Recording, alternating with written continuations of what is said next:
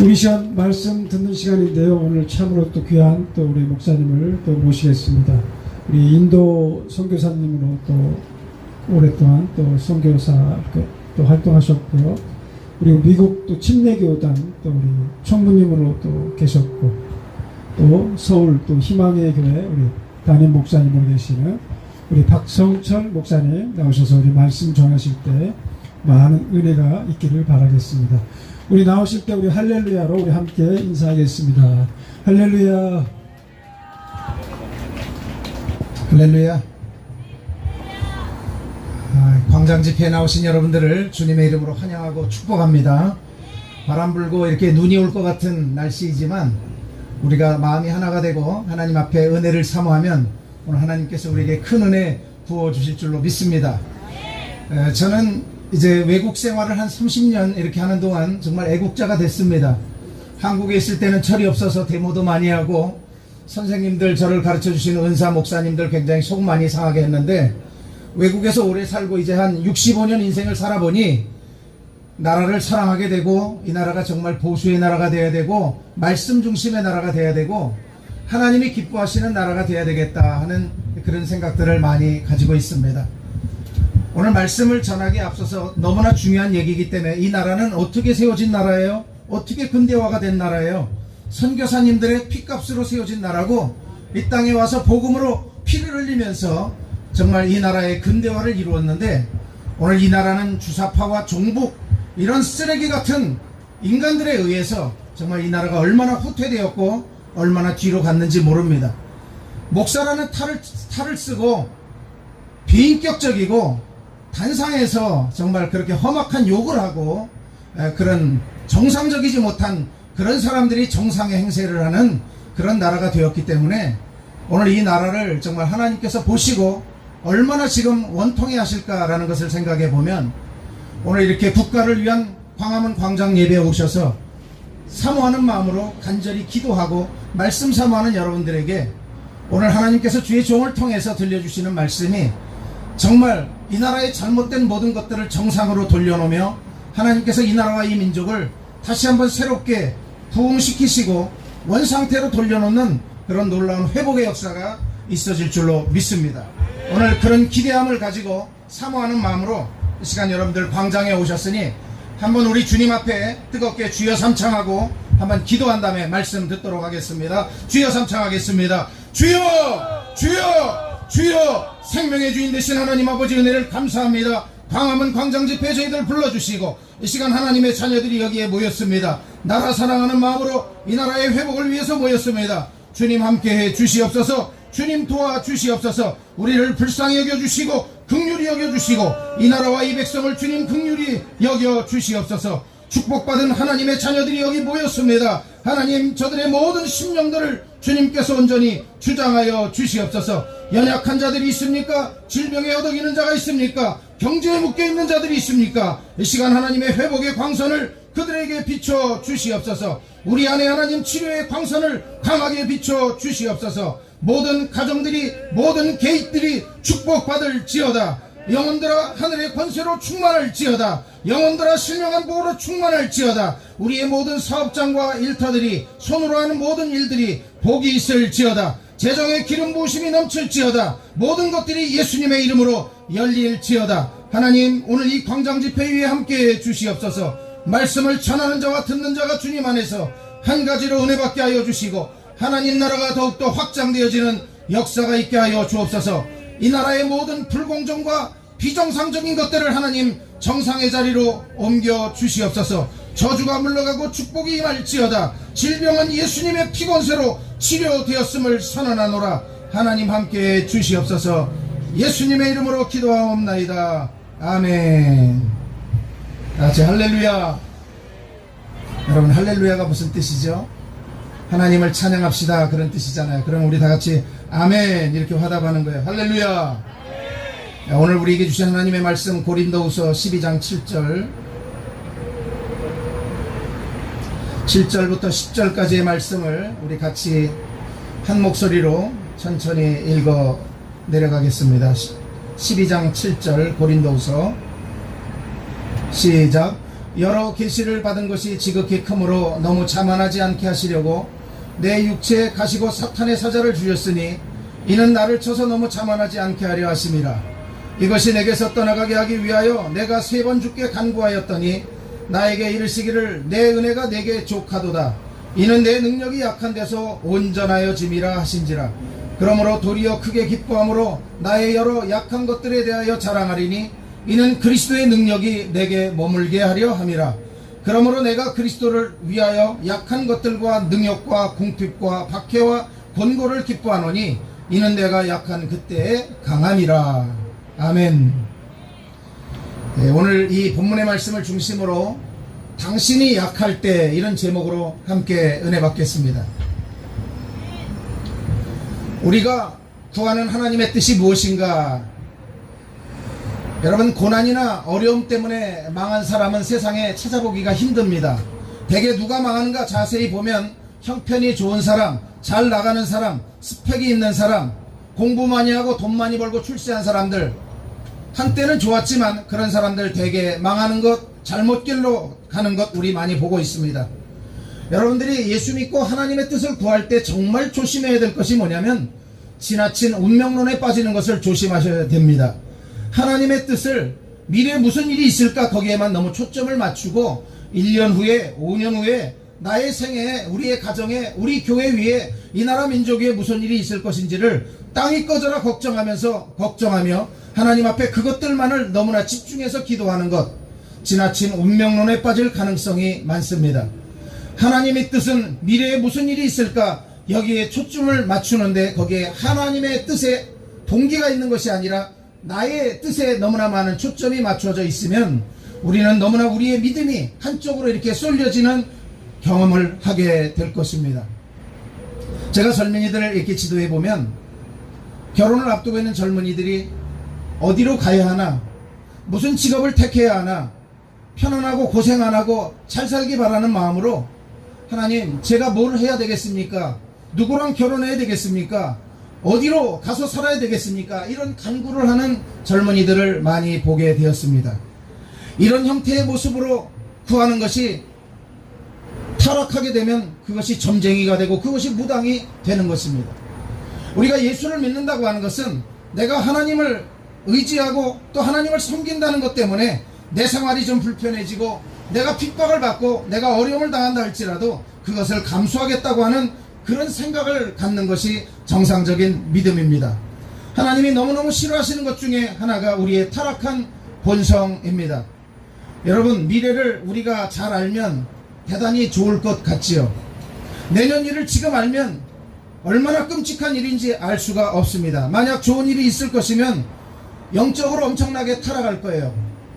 우리들에게 하늘에서 만약에 지금 500억의 돈이 떨어진다고 하면 우리 가정은 여행 다니고 매일 놀고 먹으면서 향 나갈 그런 계획들을 세우게 될 거예요. 하나님은 필요 없고 기도도 필요 없고 예배도 필요 없고 우리는 우리의 미래에 보장되어 있는 것이 있기 때문에 하나님을 의지하지 아니하고 매일 잘못된 헛된 생각들만 하게 될 거예요. 1년 후에 나에게 죽을 일이 찾아온다고 하는 것이 확정되어 있다고 하면 우리는 1년 동안 364일을 매일 고통스러운 나날을 보내야 될 거예요. 그러나 다행히도 하나님께서 우리들에게 그것을 알려주시지 않은 것은 얼마나 천만 다행인지 알 수가 없습니다. 하나님은 절대로 우리를 그렇게 가르치시지 않습니다. 그것이 우리에게 절대 유익하지 않기 때문에 그런 것입니다. 저는 이렇게 광장 집회에 처음 나와봤습니다. 부흥회도 많이 인도해보고 해외 집회도 많이 인도해봤습니다만은 오늘 광장에 이렇게 나와보니까 얼굴도 차고 손도 이렇게 얼고 여러분들 그렇게 앉아서 예배 드리는 것이 쉽지 않지만 제가 한 번은 하얼빈에 가서 집회 인도를 할 때 영하 45도 되는 데서 이게 야외에서 집회하는 그 현장을 지금도 생생하게 기억하고 있습니다. 이렇게 밭에다가 소변을 이렇게 하게 되면 소변이 금방 바닥에서 어는 경험을 해봤습니다. 눈만 내놓고 다 가렸는데 눈물이 얼면서 보걱보걱하는 그런 경험을 중국의 하얼빈에서 경험해 본 적이 있습니다. 그거에 비하면 우리는 천막 밑에서 난로도 좀 있고 좋은 환경에서 예배를 드리고 있는 것입니다. 코로나 기간 동안에 정부에서 얼마나 예배를 간섭하는지 제가 견딜 수가 없어서 제 마음속에 막 진짜 거룩한 분노가 일어나기 시작했습니다. 그래서 이놈의 정부가 공산당들도 이렇게 예배를 방해 안 하는데 어떻게 예배를 이렇게 방해하나. 그래서 우리는 교회 문을 그냥 이중으로 다 걸어 잠궈 놓고 공무원들 일절 못 들어오게 하고, 나라에서 비대면 예배를 하라고 그렇게 할 때도 1년 내내, 그리고 지난 3년 내내 한 번도 예배를 거르지 아니하고 코로나 기간 예배를 드렸습니다. 물론 행정명령도 받고 여러가지 핍박도 받고 제재도 받고 그랬습니다. 우리 같은 지방에 있는 안희안 목사님 교회와 우리 교회는, 두 교회는 150개 교회 중에서 열심히 정말 하나님 앞에 예배하는 일에만 전신전력했습니다. 코로나가 거의 끝나가는 지금 교회 지형도는 어떻게 바뀌었을까요? 매일 비대면이라는 예배하고 인터넷 예배하고 모이기를 폐하고 그런 교회들은 지금 회복되지 않습니다. 그러나 하나님 앞에 목숨 걸고 예배한 교회들은 영적으로 살아있고 예배가 살아있고 말씀이 살아있고, 오늘 그런 교회에 있는 성도들은 마음속에 기쁨과 평안을 누리고 있습니다. 여러분, 오늘 우리들에게 많은 어려움들이 있었습니다. 많은 예배 핍박이 있었습니다. 한 번은 공무원이 예배 시간에 느닷없이 들어왔는데 저는 새신자인 줄 알고 환영하려고 했더니 이 사람이 예배를 엄청나게 방해하는 거예요. 왔다 갔다 하면서 막 감시하고 예배 시간에 소음을 발휘하고 그래요. 제가 그 주간에 주민센터에 찾아갔습니다. 주민센터에서 보낸 공무원이기 때문에 동장을 불러서 제가 동장한테 얘기해서, 딱 주민센터에 들어갔는데 절반은 마스크도 안 쓰고 있고 방역수칙 하나도 안 지키고 있고 순엉터리예요. 당신네들 말이야, 교회가 얼마나 방역수칙도 잘 지키고 열심히 철저히 하는데 와서 예배 간섭하고 예배 방해하고 아무것도 못하게 하고 하나님 앞에 불경건하게 어디서 그런 짓들을 하느냐고, 동장 똑바로 하라고 그렇게 얘기했더니 그 다음부터 2년 동안은 한 번도 공무원들 보내지 않고, 요즘 교회가 너무 순하게 고분고분하니까 교회들을 우습게 알고 하나님을 우습게 알고 예배를 우습게 하는 거예요. 그래서 우리 믿는 사람들, 우리 성도들, 교회들이 정말 선한 싸움 싸우고 바른 말을 바르게 해줘야 되겠다, 그런 생각을 하게 된 것입니다. 여러분, 우리가 이 땅을 살아가는 동안에 우리 모두가 다 부족하지 않습니까? 누가 온전한 사람이 있습니까? 우리는 나름대로 다 핸디캡, 조금씩은 장애를 가지고 있는 거예요. 세계 통계를 보니까 세계 인구의 약 15에서 20%의 사람들이 크건 작건 장애를 가지고 있어요. 우리들도 엄밀히 말하면 나는 알지 못하지만 정신적, 육체적, 그리고 영적 어떤 장애들이 우리에게 나름대로 조금씩은 있다고 보는 거예요. 제가 여러분들에게 몇 사람, 역사 속의 인물을 남겼던 사람 한번 이름을 호명해 볼게요. 아브라함 링컨, 뭐한 사람이에요? 미국의 16대 대통령이에요. 미국이 남과 북으로 갈라져서, 흑과 백이 갈라져서 그렇게 민족끼리 다툼을 하고 싸움을 하고 있을 때, 아브라함 링컨은, 우리는 위대한 대통령으로 알지만 이 사람은 우울증이 있어서 우울증과 싸우고 자살 충동을 느꼈던 사람이었어요. 그러나 그의 배후에는 그를 위해서 기도하는 어머니가 있었어요. 어머니의 기도로 링컨은 회복되었고, 링컨은 미국의 16대 대통령으로 위대한 역사와 위대한 일들을 이룰 수 있었어요. 베토벤, 어떤 사람입니까? 세계적인 음악가 아닙니까? 음악가에게 가장 중요한 게 뭐냐면 미세한 소리와 청아한 음성을 들을 수 있는, 소리를 들을 수 있는 청력이 필요한 것입니다. 그러나 베토벤은 귀가 청각장애자였기 때문에 들을 수가 없었습니다. 그러나 그가 남긴 세계적인 곡들로 인해서 오늘날 음악을 하는 사람들이나 특별히 클래식을 하는 사람들은 베토벤을 정복하지 않으면 안 될 정도로 많은 유명한 명곡들을 남겼습니다. 여러분, 존 밀턴이라고 하는 사람은 누굽니까? 세계적인 명작인 신라권을 남긴 사람입니다. 그는 시각장애인이었습니다. 눈으로 볼 수 없는데 어떻게 그렇게 위대한 작품을 남길 수 있었겠습니까? 하나님이 그와 함께 하시고 하나님이 그의 장애를 극복하게 하셔서 그는 불후의 명작인 신라권을 남길 수가 있게 되었습니다. 프랭클린 루즈벨트는 누굽니까? 미국이 경제공황이 왔을 때 미국의 경제공황을 휠체어를 타고 극복해냈던 훌륭한 경제 대통령이었습니다. 저는 우리나라를 바라보면서도 이 나라에 비록 휠체어를 타고 다닐지라도 나라의 경제를 견인할 수 있는 프랭클린 루즈벨트와 같은 대통령이 나오기를 기도하고 있습니다. 마이클 팍스라고 하는 미국의 세계적인 액션 배우가 있었습니다. 이 사람에게 가장 치명적인 일은 가만히 있으면 근육이 떨리고 경직되고 자기 몸을 질질 끌고 다녀야 되는 그런 장애를 가지고 있었습니다. 그러나 그가 하나님의 도우심으로 신경성 퇴행질환 파킨슨병을 극복하고 아카데미상을 휩쓰는 세계적인 명인이 되었습니다. 여러분, 누구나 핸디캡을 가지고 있습니다. 오늘 우리가 읽은 이 본문의 말씀, 고린도 후서 12장 본문의 주인공인 사도 바울도 장애자였습니다. 그에게 육체의 가시가 있었습니다. 그는 성경에 나와 있는 여러 구절을 통해서 보게 되면 자기가 정말 굉장히 연약하고 힘들고 어려운 그런 환경 속에 처해 있을 때 하나님께서 그와 함께하여 주심으로 말미암아 그에게는 정말 하나님의 놀라운 은혜와 능력이 임하게 되었습니다. 성경에는 약하거나 장애가 있었던 많은 사람들이 있습니다. 성경에 위대한 인물들만 꽉 차 있는 것이 절대로 아닙니다.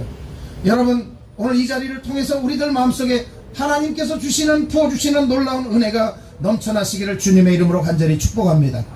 분노 조절 장애를 종종 드러내고 성격이 급했었던 모세를 하나님은 들어서 출애굽의 지도자로 삼으시고 이스라엘 민족 선민을 회복시키기 위해서 그를 하나님께서 아름답게 사용해 주셨습니다. 열등감과 예민함 그리고 조울증 성향을 가지고 있었던 기드온 같은 사람을 많은 사람들이 자기의 소견으로 행할 때 하나님께서 사사로 세우셔서 그를 위대한 종으로 사용해 주셨습니다. 가정적으로 불우한 서자 출신 이스라엘판 홍길동이었던 입다 사사를 하나님께서는 사사반열에 세우시고 그를 통해서 위대한 일들을 이루어 가셨습니다. 충동적이고 쉽게 업앤다운하고 또 자기의 혈기를 드러내는 베드로 같은 사람을 예수님은 수제자로 사용해 주시고 그를 통하여 서방 모든 선교의 전초기지를 놓게 하셨습니다. 성격이 지나치게 과격했던 요한과 야고보를 통해서도 결국 그들의 연약함을 핀잔하고 야단치시는 하나님이 하시냐 그들에게 능력을 부으셔서 세계 선교를 감당케 하셨습니다. 여러분, 하나님께서 오늘 약한 자, 부족한 자, 연약한 자들을 사용하고 쓰시는 이유가 뭘까요? 고린도전서 1장 27절 말씀에 보면 하나님께서 세상에 미련한 것들을 택하사 지혜 있는 자들을 부끄럽게 하시려고 세상에 약한 것들을 택하사 강한 것들을 부끄럽게 하시려고 그리고 모든 일들은 하나님이 하신다는 것을 알게 하시고 깨닫게 하시려고 그렇게 하신다고 말씀했습니다. 제가 미국에서 공부할 때 제럴드 시처 교수님이라고 하는 분의 책을 읽게 되었습니다. 그분이 어느 날 하나님의 뜻이 무엇일까에 대해서 깊이 묵상하면서 자기가 느낀 것들을 글에 적었습니다. 많은 사람들이 하나님의 뜻에 대해서 기도하고 책도 보고 연구도 많이 하지만 미래에 되어질 일을 하나님의 뜻이라고 하지 말라고 시처 교수는 얘기했습니다. 자기 마음속에 그렇게 궁금증이 많이 있는데 어느 날 주말에 자기 온 가족들이 여행을 하게 되었습니다. 자기 어머니와 자기 아내와 네 자녀들을 차에 싣고 이제 대륙 여행을 떠나게 되는데 여행 중에 음주운전을 하는 술에 취한 한 사람이 와서 자기네 차를 엄청나게 강하게 들이받아서 그 현장에서 어머니가 돌아가시고 아내가 죽고 두 자녀가 죽는 그런 엄청난 일을 경험하게 되었습니다. 이제 남아있는 가족이라고 하면 자기 자신과 두 자녀만 남아있는데 인생 그 험난한 인생을 이제 어떻게 살아가야 될지 걱정하고 있는 시처 교수는 자기가 평상시에 늘 고민해왔던 하나님의 뜻에 대해서 깊은 생각에 젖어들게 되었습니다. 내가 알지 못하지만 내가 미래에 일어날 일을 알지 못하지만 우리 가정에도 분명히 하나님께서 어떤 뜻을 가지고 계실 거야 하면서 그는 결혼하고 재혼하는 일도 포기하고 남아있는 두 자녀를 혼자 키우는 가장이 되어서 자녀를 훌륭하게 키워내고 그리고 미국의 아이비리그 훌륭한 대학에 진학하게 해서 사회에 공헌할 수 있는 훌륭한 인물들로 두 자녀를 길러냈습니다. 성경은 오늘 우리들에게 미래에 대해서 염려 걱정하지 말라고 말씀합니다. 매사의 모든 일에 하나님의 주권을 인정하고 이미 알고 있는 하나님의 뜻을 따라 말씀 따라 순종하고 살아가라고 성경은 말씀하고 있습니다. 결혼을 앞둔 신랑 신부를 만나면 제가 그때마다 느끼는 것은 뭐냐면 사람을 잘 만나야 행복하겠다 이렇게 말하는 사람들이 많이 있습니다만은 그 이야기는 정말 성경적이지 않고 틀렸습니다. 그래서 대부분 결혼할 때 많은 사람들이 엄청나게 막 고르잖아요. 사람 엄청 고르죠. 돈 많이 가지고 있나, 집은 가지고 있나, 그 다음에 학벌은 좀 어느 정도 받쳐주나, 그 다음에 부모님들은 뭐하나, 자녀들은 어떻게 성장했나, 이런 거 가지고 엄청 따지잖아요. 그러면 사람을 고르죠. 우리 교회도 보니까는 엄청나게 청년들이 고르더라고요. 제가 그런 만나면 그래, 고르지 말라고 너무. 다 처음 봤을 때 하루 이틀 3일만 감동이 있는 거지, 우리처럼 한 40년 50년 같이 살아보라고. 그 얘기하는 거예요. 먼저 인생 살아봤으니까 얘기해 주는 거잖아요. 여러분, 내가 만난 사람이 나를 행복하게 해줄 것이라고 착각하는 사람, 그건 정말 잘못된 거예요. 결혼해서 그래서 행복하지 않으면 에이 잘못 만났네, 이 사람이 아니었나 봐 하면서 헤어질 생각하고 헤어질 궁리를 하고, 이거 성경적이지 않아요. 남 탓만 하고, 이것이 만약에 내 운명이 잘못된 것이지 이렇게 하면서 운명 탓만 하고. 행복한 생활은 성경은 오늘 우리들에게 가르치고 있습니다. 아내는 남편에게 순종하고 남편은 아내를 사랑하고 성경대로 실천하는 삶이 행복인 줄로 믿습니다. 아무리 좋은 사람 만나도 순종, 사랑하지 않으면 지옥 같은 삶을 우리는 매일 살 수밖에 없는 것입니다. 지금 이 시간에 하나님이 나에게 하라고 한 것이 무엇인지 찾고자 하는 것이 하나님의 뜻인 것입니다. 오늘은 우리가 광화문 광장에 모여서 하나님께 예배하라고 하나님께서 우리에게 말씀하셨기 때문에 우리가 여기에 모여서 함께 예배하는 줄로 믿습니다. 오늘 이 자리가 하나님이 기뻐하시는 자리, 하나님이 우리 마음속에 역사하시는 자리, 우리의 마음을, 우리의 영혼을 붙드시는 자리가 될 줄로 믿습니다. 고린도후서 4장 7절 말씀에 우리가 이 보배를 질그릇에 가졌으니, 거기 보배라고 하는 것이 뭐냐면 하나님의 말씀인 것입니다. 하나님의 말씀은 살았고 운동력이 있고 좌우의 날선 검과 같아서 우리의 관절 골수 찔러 쪼개기까지 하는, 우리의 모든 잘못된 심령을 수술하는 능력이 있는 줄로 믿습니다. 성경에서 가장 귀한 종이었던 사도 바울, 그에게 오늘 핸디캡은 뭐였습니까? 그에게 육체에 연약한 가시가 있었습니다. 심지어 그 약함을 자랑하기까지 하는 사도 바울을 보면 얼마나 복음에 확신에 차 있는 사도 바울인지 알 수가 있습니다. 자신의 약함을 자랑합니다. 왜 약함을 자랑할까요? 약함이 곧 하나님의 강하심을 드러낼 수 있는 비결인 것을 깨달았기 때문에 그렇게 하는 것입니다. 우리 한번 따라해 볼까요? 약함의 철학, 약함의 신학. 우리들도 사도 바울과 같이 나의 약함을 숨기고 포장하는 것이 아니라 드러내고 자랑할 수 있는 저와 여러분들 되시기를 주님의 이름으로 간절히 축복합니다. 하나님께서 바울을 멋지게 귀하게 사용하신 것은 바울이 겸손해서도 아니고 바울이 능력이 많아서도 아니고 그의 가문이 출중해서도 아닙니다. 그는 하나님 앞에 정직했고 그는 하나님 앞에 늘 자기 자신의 있는 모습을 그대로 정난하게 내보였기 때문에 하나님이 그를 사용하신 줄로 믿습니다. 한번 따라하겠습니다. 바울은 자신의 약함을 인정했습니다. 우리는 나의 약함을 인정할 줄 알아야 됩니다. 내가 약하다는 것을 인정하지 않을 때 우리는 교만에 빠질 수밖에 없습니다. 나의 약함을 인정해야 됩니다. 여러분, 제가 우리 아까 이동호 회장님한테 많이 은혜 받았습니다만은 예배 인도하시면서 약하다고 해서 여러분 불의를 보고 그것을 타협하거나 눈 감아주는 것이 약한 거 아닙니다. 그거는 비겁한 거고 불의한 것입니다. 불의를 보면 왜 그렇게 합니까? 이렇게 하셔야 됩니다. 이게 바른 길입니다. 이렇게 말할 수 있는 것이 진리고 그것이 정의인 줄로 믿습니다. 저는 외국 생활을 오래 하고 특별히 선진국인 미국에서 오래 살아봤기 때문에 미국에서는 정직하지 않으면 살아갈 수 없습니다. 미국에 이민 오는 교포들이 한국에서 하던 그런 버릇들이 있어서 매일 세금 떼어먹고 나라를 상대로 거짓말하고 속이고 부정직하게 거짓말하면서 인생을 살려고 하는데, 그런 사람들 꼬리가 길면 어떻게 된다고 우리 속담에 있죠? 반드시 잡히게 돼 있습니다. 감옥에 가고 추방당하고 어려움당하고 그 가문이 다 패족이 되는 것을 알 수가 있습니다. 여러분, 나라에서도 그런데 하나님의 말씀은 어떻습니까? 영원히 불변하는 하나님의 말씀, 우리 말씀대로 삽니까? 말씀이 얼마나 소중하고 이것이 얼마나 생명인데 우리가 말씀대로 사는 것이 얼마나 소중합니까? 나는 약한 존재이다 하나님 앞에 인정하고 하나님의 도우심을 갈망하며 하나님, 오늘 하나님의 도움심이 없이는 저는 하루도 살아갈 수가 없습니다 라고 고백할 수 있는 저와 여러분들 되시기를 바랍니다. 어떤 교회에서 목사님이 정기검진에 가셨는데 정기검진에서 안 좋은 결과가 나왔어요. 난치병에 목사님이 걸렸어요. 그래서 내가 교회에다 이것을 기도 제목으로 내놔야 되겠는데 목사님이 마음에 갈등이 많이 생기는 거예요. 그래서 그 기도 제목을 교회에 내놨는데 성도님들이 열심히 모여서 기도한 게 아니라 그날 저녁에 모여서 우리 후임 목사님을 어떻게 모실 것인지 그것을 의논했다고 하는 슬픈 이야기가 있습니다.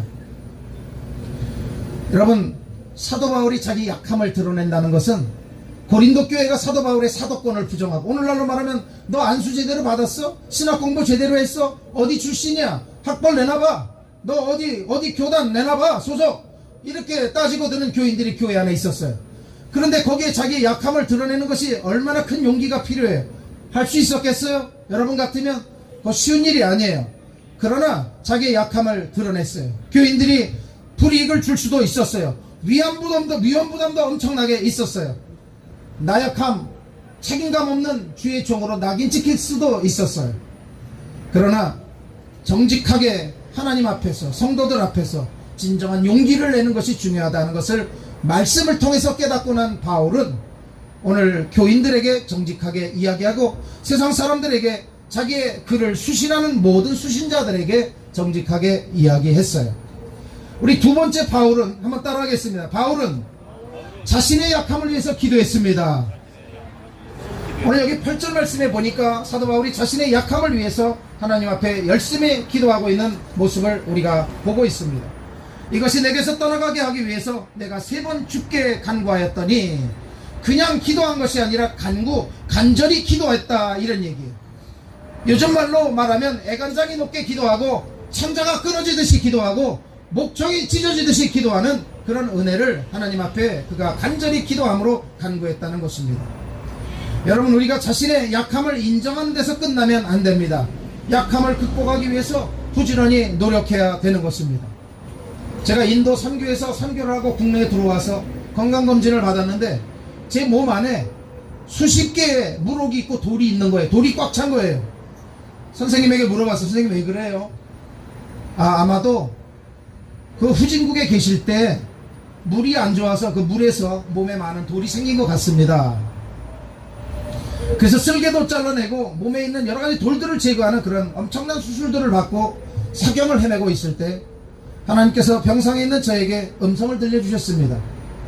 너의 사명이 다하기까지는 내가 너의 목숨을 거두지 않을 것이니 힘써서 주의 일하고 목숨 걸고 주의 일하라고 말씀하셨습니다. 그때로부터 지금까지 시간이 많이 흘렀잖아요. 4년 5년 수술받고도 시간이 흘렀는데 아마도 의사는 그랬을 거예요.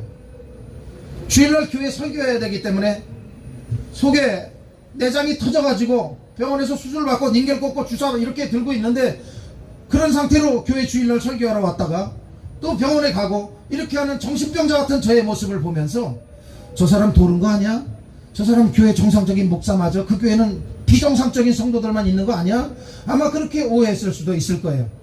그러나 예배가 얼마나 소중해요? 예배가 얼마나 중요해요? 예배는 우리의 목숨보다 더 소중한 것이잖아요. 그렇기 때문에 그 예배의 목숨 거는 저에게는 그 한 주의 예배도 걸을 수가 없고 빠질 수가 없었어요. 우리 성도님들이 그런 예배의 목숨 거는 저를 보고 예배 시간에 늦게 나오거나 어슬렁거리고 나오거나 하면 목사님에게 엄청나게 혼나기 때문에, 목사님이 예배에 대해서만큼은 호랑이 목사님이 엄청나게 무섭기 때문에 철저히 하죠. 우리 하나님 앞에 나올 때 어슬렁거리고 늦게 나오고 그러면 안 돼. 하품하면서 나오고 그러면 안 돼요. 여러분, 대통령이 나를 초대했어요. 용산 대통령실에. 어떻게 하고 갑니까? 목욕제계하고 면도하고 여자들이 미용하고 머리에 고데기로 좀 얹기도 하고 붓가시도 좀 주고 힘주고 그렇게 하고 가지 않습니까?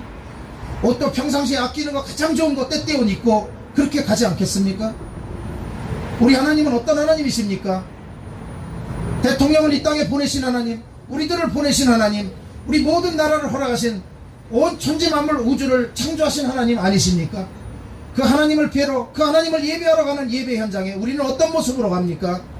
부시시한 모습으로 가서는 안 됩니다. 한 번은 우리 교회에서 순교지 탐방을 가기 위해서 이제 아침에 교회에서 출발하는데 어떤 성도님 한 분이 늦었습니다. 저는 그분을 기다리지 않고 정해진 시간에 출발을 했습니다.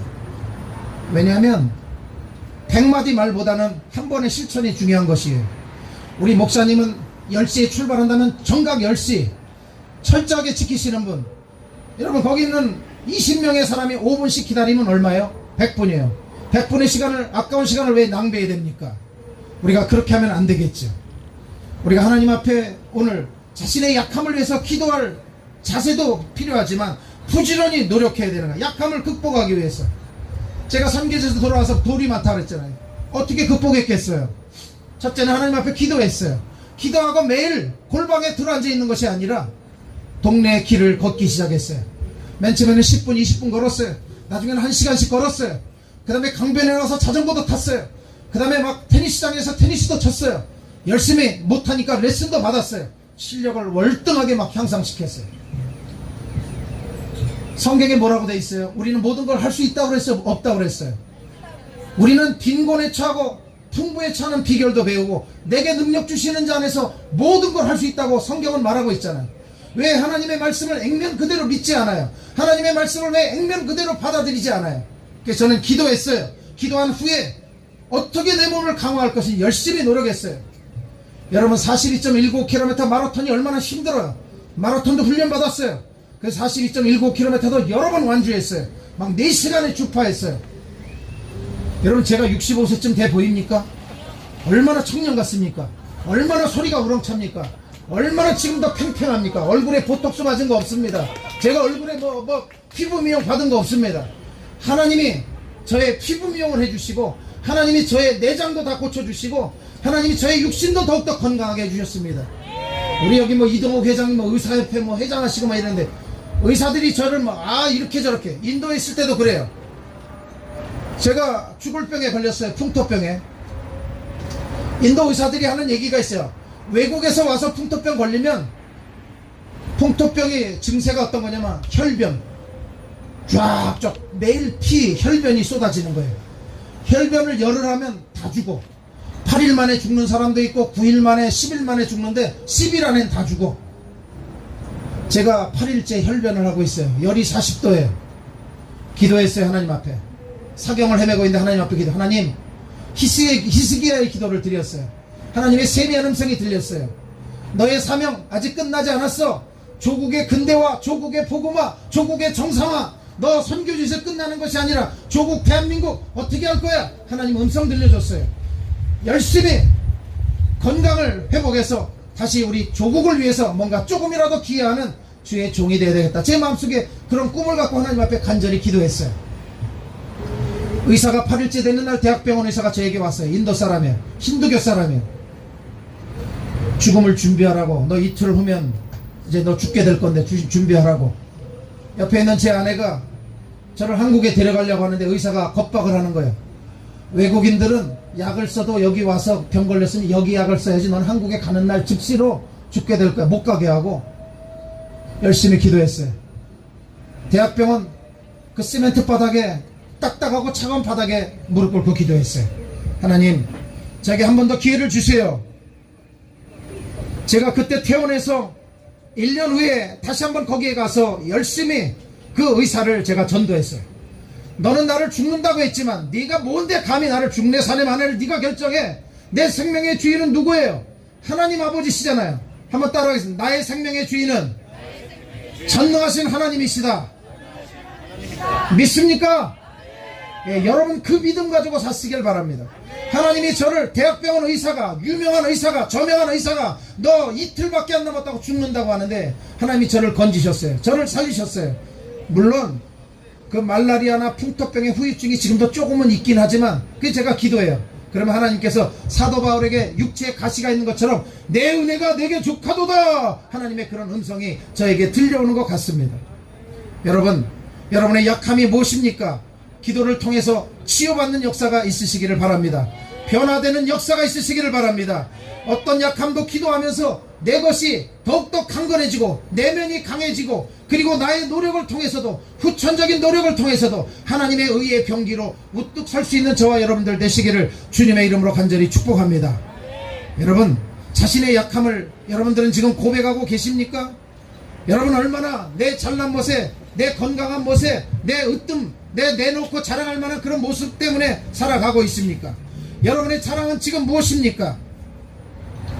그래도 이제 저희들의 나이가 손주들하고 이렇게 재밌게 노는 나이가 되어서 친구들이나 우리 성도들이나 우리 또래들 모임에 가보면 맨 자식 자랑, 자식 돈 많이 버는 자랑, 손주들 재롱잔치 그런 거 아니면 자랑할 게 없어요. 우리는 예수 그리스도만 자랑하십시다.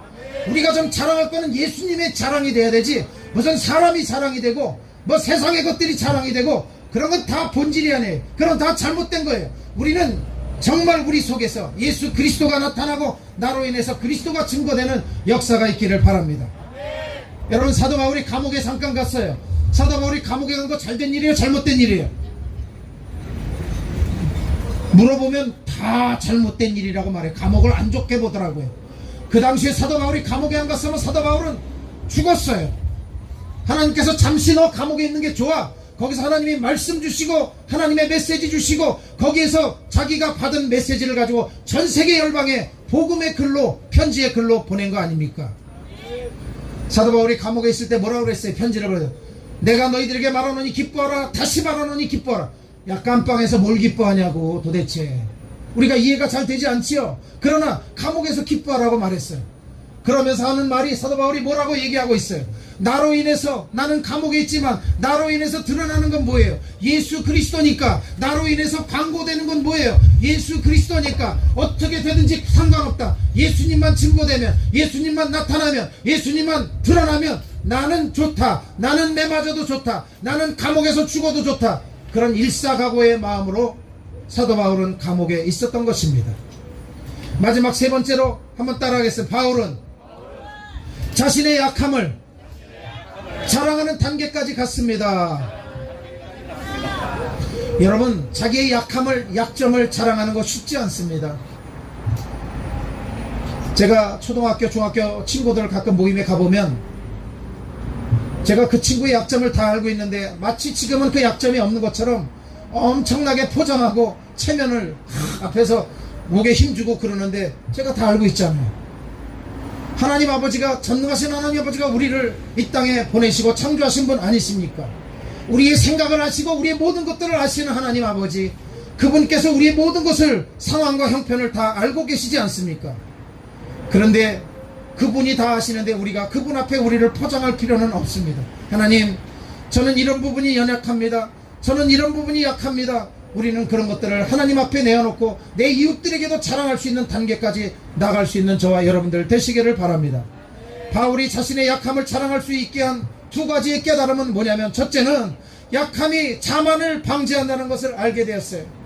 나의 연약함이 내가 교만해지고 내가 자만해질 수 있는 것을 방어해주고 막아줄 수 있는, 이거는 예방 역할을 해주는 역할이라고 그는 알고 있었어요.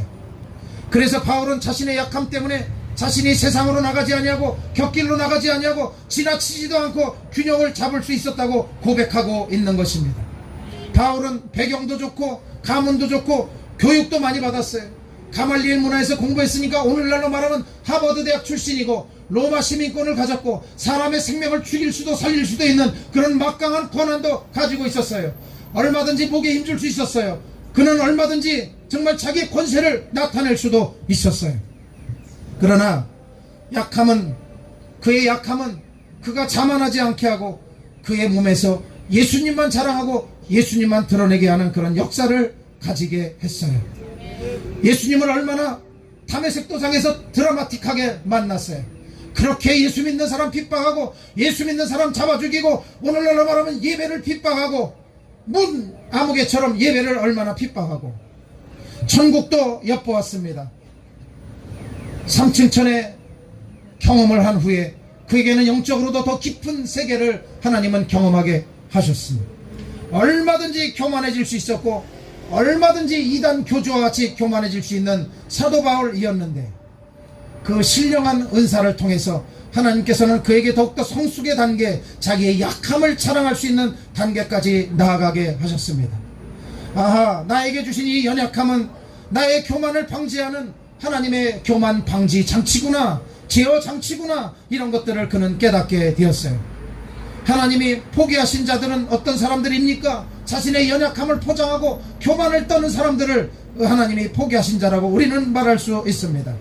하나님의 안전장치임을 알았기에 사도 바울은 자기의 연약함을 자랑하는 단계까지 나아갈 수 있었습니다. 또 한 가지는 약함이 하나님의 능력을 나타내는 것을 그는 알게 되었습니다.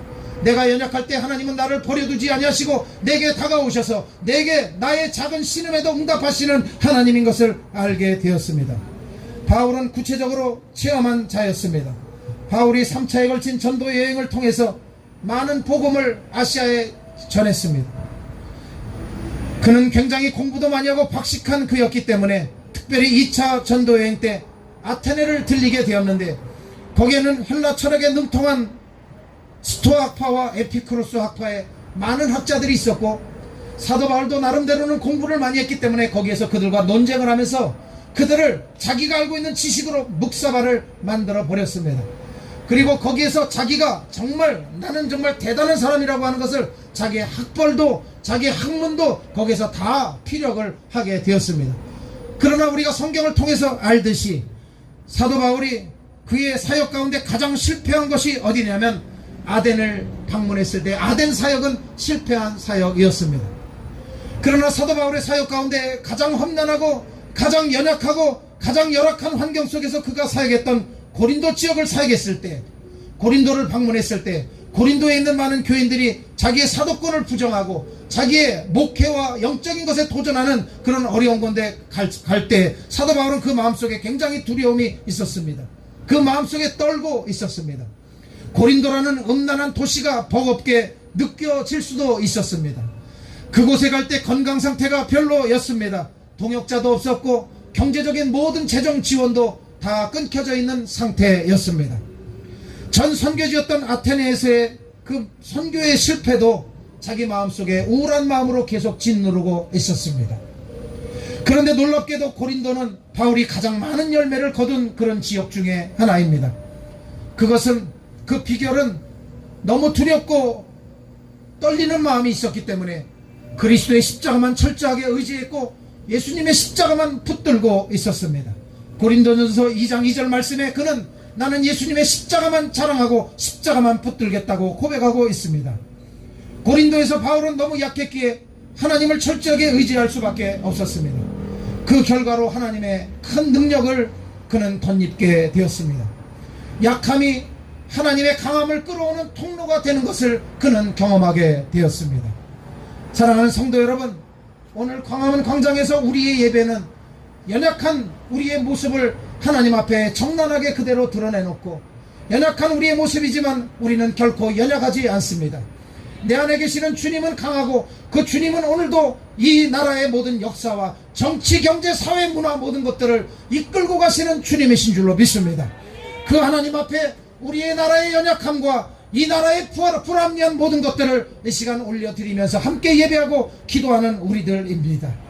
여러분, 이 시간에 여러분 한 분 한 분 가슴에 손을 얹고 한번 생각해 보시기를 바랍니다. 나는 하나님을 믿지만 나의 연약함은 무엇일까? 나의 연약함을 인정하시기를 바랍니다. 나의 연약함은 무엇일까? 나의 연약함을 놓고 하나님 앞에 간절히 기도하시기를 바랍니다. 약함을 고침받게 되든 받아들이게 되든 그 약점을 자랑하는 자리까지 끌고 가는 저와 여러분들 되시기를 바랍니다. 사도 바울은 오늘 우리들에게 결론의 말씀으로 이렇게 말씀합니다. 내가 약할 때 오히려 강합니다. 이렇게 고백하는 자리까지 나아가실 수 있기를 바랍니다.